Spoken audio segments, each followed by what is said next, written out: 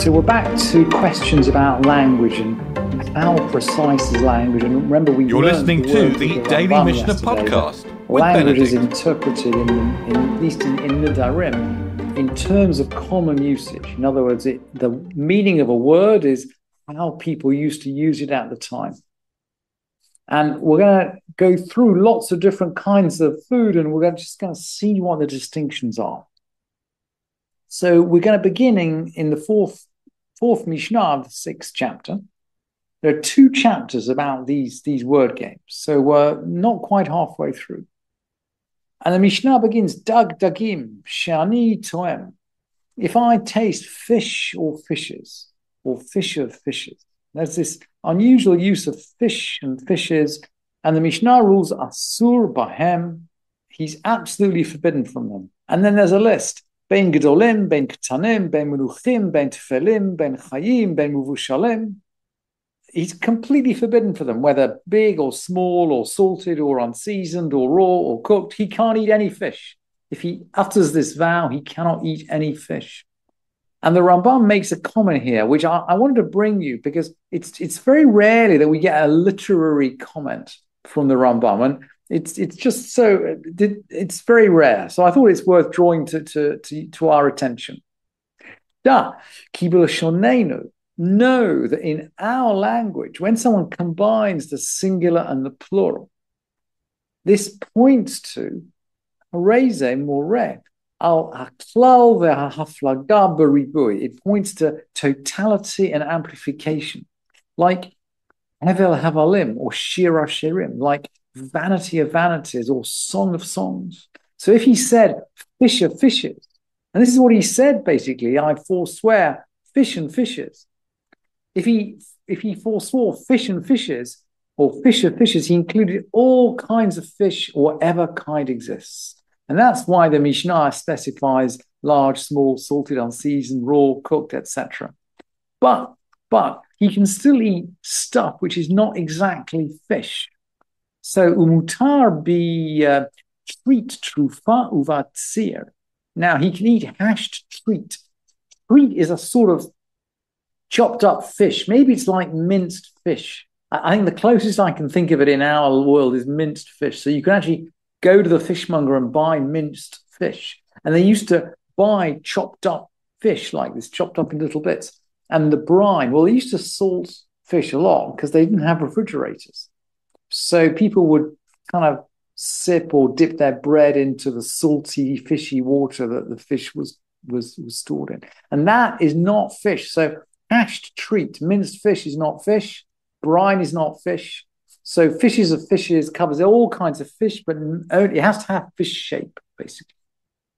What about tzachana? Hanoder min hatzachana. This seems to be another kind of minced fish.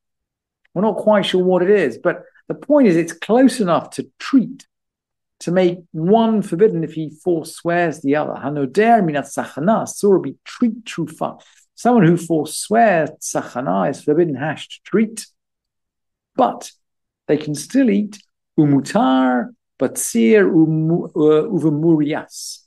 He can eat brine, and murias is some kind of pickled fish brine. We've seen it in the Mishnah, I think, of Shavuot, or certainly we've seen it in the Mishnah of Zeraim somewhere. It's some kind of pickled, I think you probably pickle the fish, and then this is the water left over after you pickle the fish.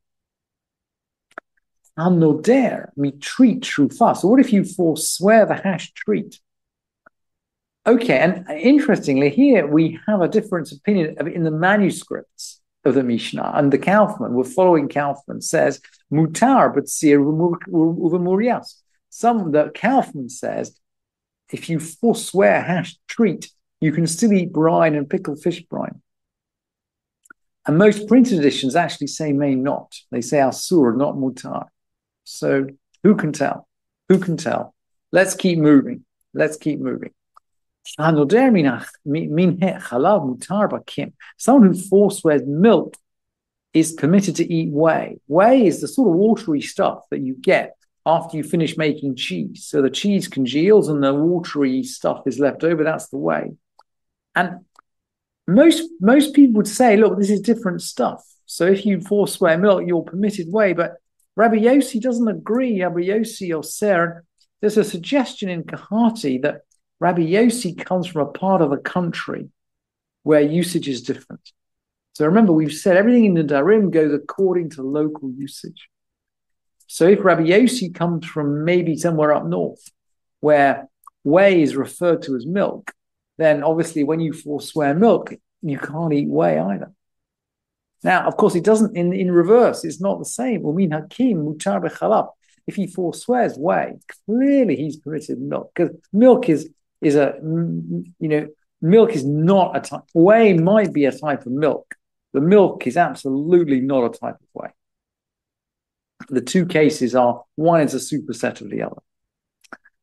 And Abba Shaul is going to come in now. Abba Shaul omer hanoder mina gvina. What if you forswear cheese? Asurba, bein melicha uvein tefela. What if you swear you're not going to eat cheese, then you can't eat any kind of cheese, whether it's salted. We have salted cheese now. Quite a lot of cheese has salt in it. Halloumi type cheese has salt in it. Or tefela. Tefela means unseasoned. It's a word in Job. Hayachel tafel midli mela. Can you eat something which is unseasoned without salt? That's the cry that Job brings. And the Mishnah perhaps here is emphasizing the expression ha-gvina, someone who forswears the cheese. Maybe I should have put the in the translation. Ha-gvina, the cheese. This kind of somehow, like fish of fishes, seems to imply the whole generality. What about stuff cooked with meat? Let's move from milk to meat. Very interesting. This trio of Mishnah has moved from fish to milk to meat.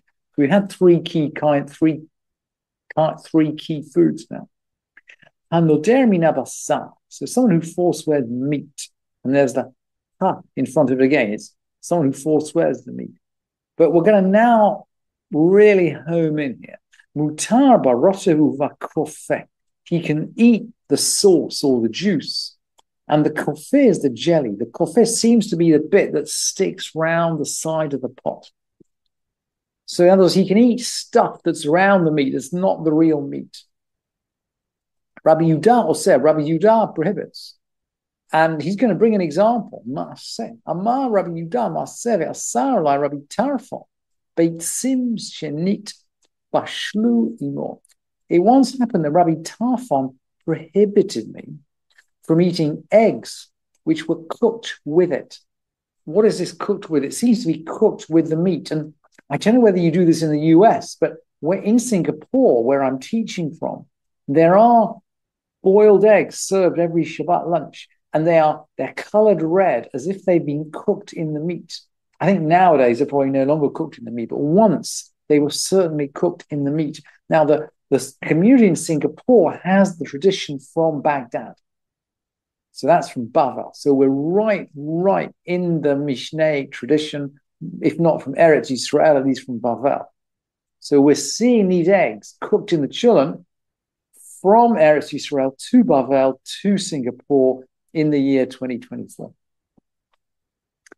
And Rabbi Tarfon prohibited Rabbi Yudah from eating these eggs.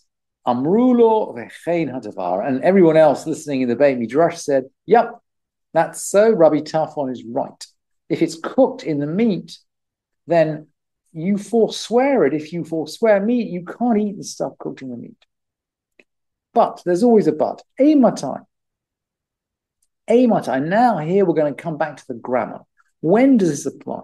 Bisman shamar basar ze alai. When he says, this meat is prohibited to me. So, if aval hanoder minadavar, if he forswears himself from something, venit arev ba'acher, and it's then mixed up with something else, im yesh bo monoten tam harei ze oser. If enough of it is mixed up so that it passes the taste on, at that point it becomes forbidden. So that seems to be the general rule. If something is cooked in the pot, in order with the meat, it needs to take taste from the meat in order to be prohibited by this vow.